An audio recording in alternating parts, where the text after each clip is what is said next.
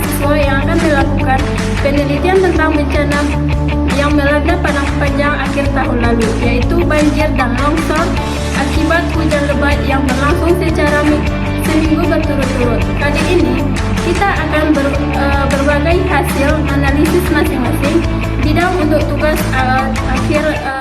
akhir semester. Yang pertama itu ada lokasi dan masalah utama. Padang Panjang merupakan daerah dataran tinggi yang berada di kaki Gunung Merapi dan Gunung Singgalang.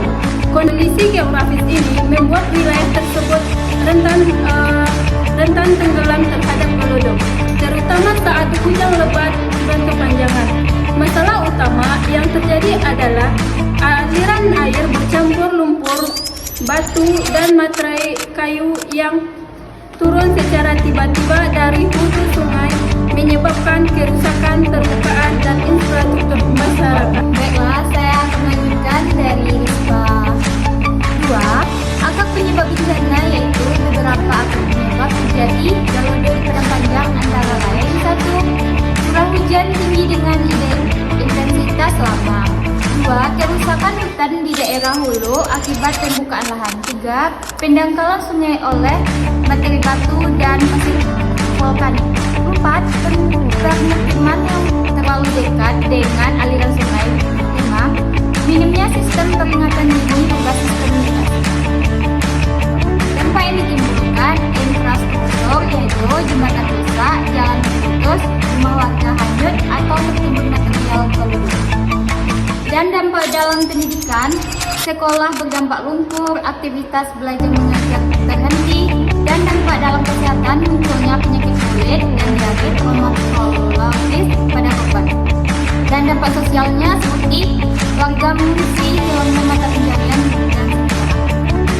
Dan dampak dalam politik dan pemerintah daerah harus melakukan penanganan darurat, pengalihan anggaran untuk penanggulangan bencana, dan dampak lingkungan hidupnya, kerusakan ekosistem sungai, erosi dan longsor lanjutan.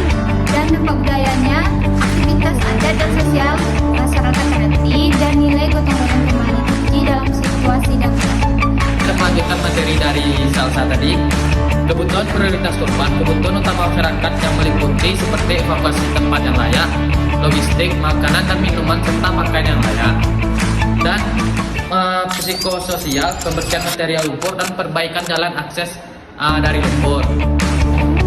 Solusi mitigasi bencana, upaya mitigasi yang dapat dilakukan seperti rehabilitasi hutan dan daerah hulu sungai, normalisasikan sungai secara berkala, pembangunan sistem peringatan dini gelodong, serta edukasi bencana kepada masyarakat. Penataan ulang kawasan yang rawan bencana. Saya akan melanjutkan materi dari Rivaldo yang mana itu adalah community development di daerah terdampak. Jadi pengembangan masyarakat pasca bencana dapat dilakukan dengan berbagai cara. Yang pertama, pelibatan warga dalam perencanaan mitigasi. Yang kedua, pembentukan kelompok siaga bencana berbasis nagari. Yang ketiga, pelatihan ekonomi produktif bagi korban. Yang keempat, penguatan solidaritas sosial dan budaya gotong royong. Yang kelima, kolaborasi antar pemerintah, masyarakat dan lembaga sosial. Jadi kesimpulan dari materi kami itu adalah bencana gelodong di Padang Panjang ini bukan hanya tentang persoalan alam, tetapi juga tanggung jawab bersama. Dengan mitigasi yang tepat dan penguatan community development, masyarakat dapat menjadi lebih tangguh dan siap menghadapi bencana masa depan. Terima kasih.